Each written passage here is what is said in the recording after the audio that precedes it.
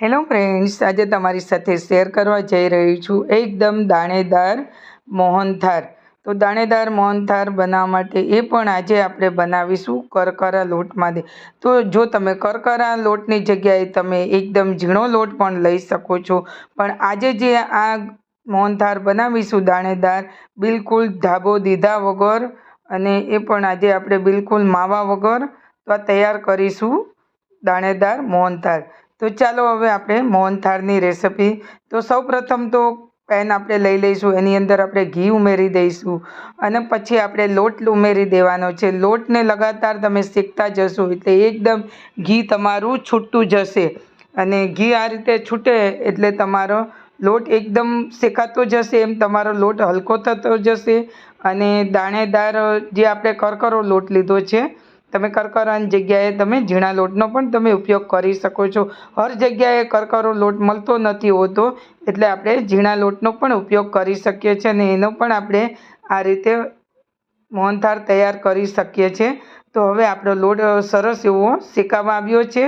તો લોટને આ રીતે આપણે લગાતાર એને શેકતું રહેવાનું છે.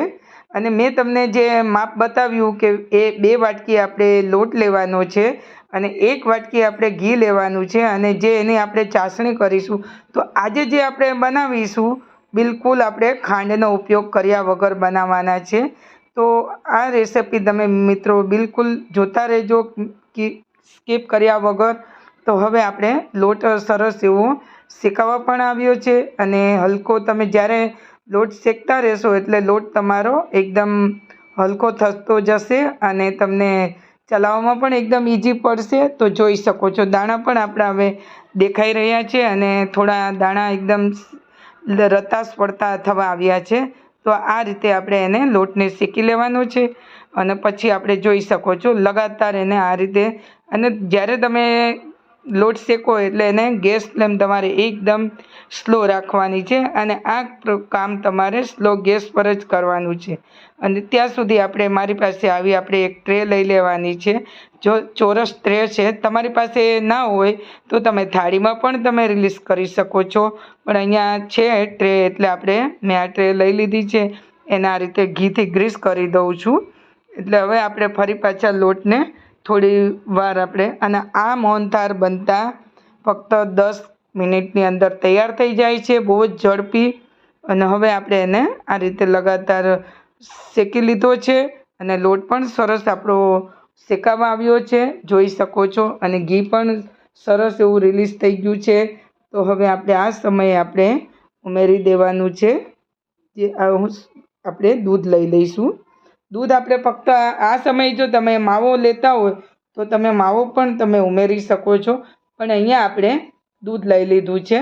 તો આ રીતે દૂધને આપણે થોડું થોડું ઉમેરતા જઈશું, અને જેમ જેમ દૂધ તમે ઉમેરશો એમ તમારો લોટ બધો ઉપર આવતો જશે, અને તમારું એનું ટેક્સચર બનતું જશે, અને સરસ રીતે માવાનું તમારું આ રીતે દાણેદાર તૈયાર થઈ જશે.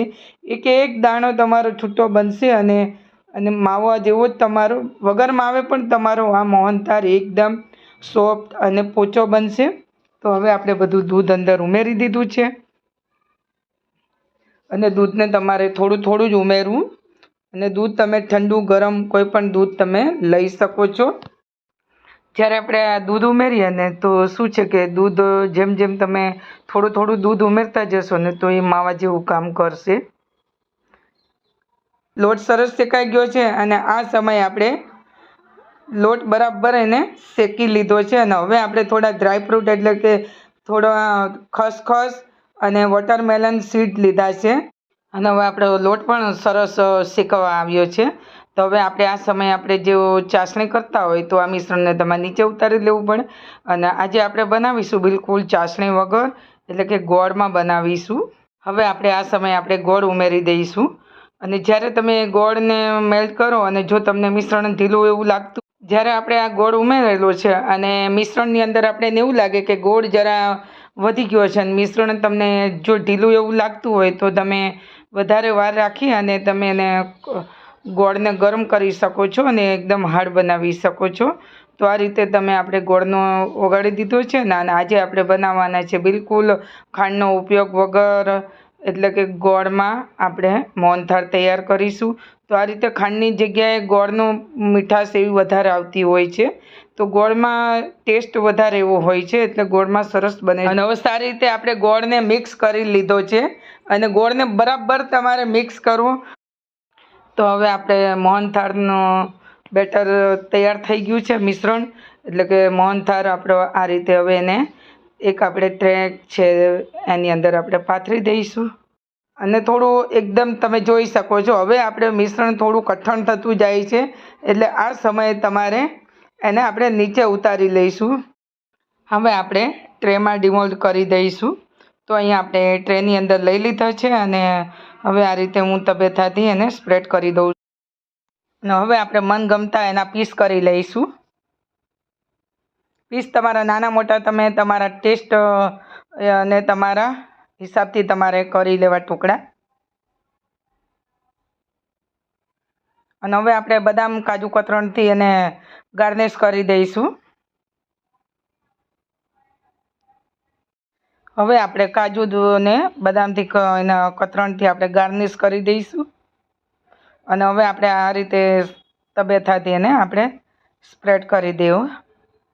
અને પછી હું તમને પીસ કરીને તોડીને બતાવું છું. તો હવે આપણે પીસીસ એને કાઢી લઈશું, અને હું તમને કાઢીને બતાવું છું. તો ખાઈને બતાવું છું, તો મોઢામાં મૂકતા જ ઓગળી જાય એવો બન્યો છે ને બિલકુલ. તો મિત્રો, રેસિપી પસંદ આવે તો લાઈક કરજો, શેર કરજો, અને કમેન્ટ કરવાનું ભૂલતા નહીં. નવી રેસિપી લઈને આવે ત્યાં સુધી આવજો. ફરી મળીશું.